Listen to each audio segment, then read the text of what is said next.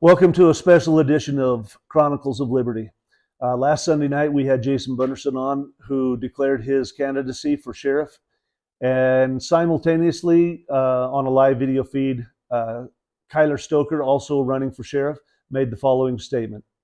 I want you to listen to this, Franklin County. What can the sheriff do against federal agencies? Well, I'm not going to make everyone happy with my response, but the reality is that federal government does not need Kyler Stoker's permission or Sheriff Stoker's permission to come into Franklin County. This is a country of 50 states that are a union, and they have the right to go and do as well.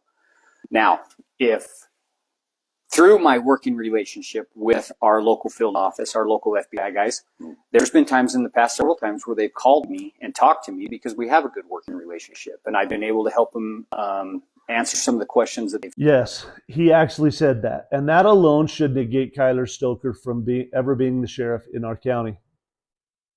A friend of the Fed? Absolutely. A friend of the citizen? It's abundantly clear whose side he is on in this fight.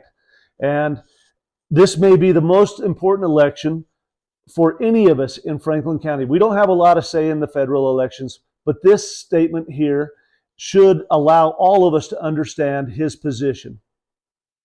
The sheriff is the highest elected official in our county, and under the Constitution, both federally and state, he is the last line of defense for the citizens in this county.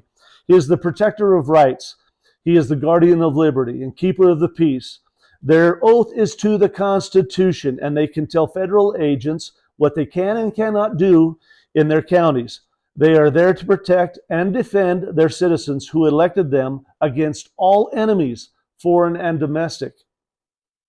As per the FBI and their authority in any state, Title 28, Code of Federal Regulations outlines their investigative and other responsibilities. Ultimately, however, a request from an appropriate state official is required before the FBI has any authority in that state. And that holds true also for the county. The sheriff must request or approve in his county any assistance from the feds.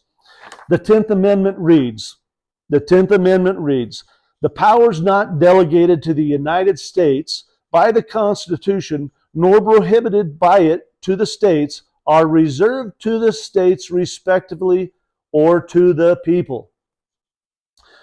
And the Supreme Court in Max Prince versus USA established that county law enforcement officers are not subject to federal direction.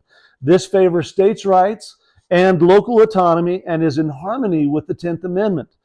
James Madison said, hence, a double security arises to the rights of the people.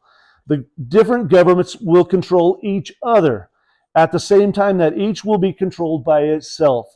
This means our state governments are literally charged with controlling the federal government. It's all about checks and balances, people. Our founding fathers understood this. Some may say this is personal for me. Absolutely, this is personal. Liberty and freedom are personal and non-negotiable to me. And I'm telling you, Franklin County, we cannot have a friend of the Fed as our next sheriff. Be very aware and wise in your decision when you're seeking and searching out which political candidate you want to support. It must be someone who will uphold the Constitution of the United States and the state of Idaho's Constitution as well. Jus meum tabor. Thanks.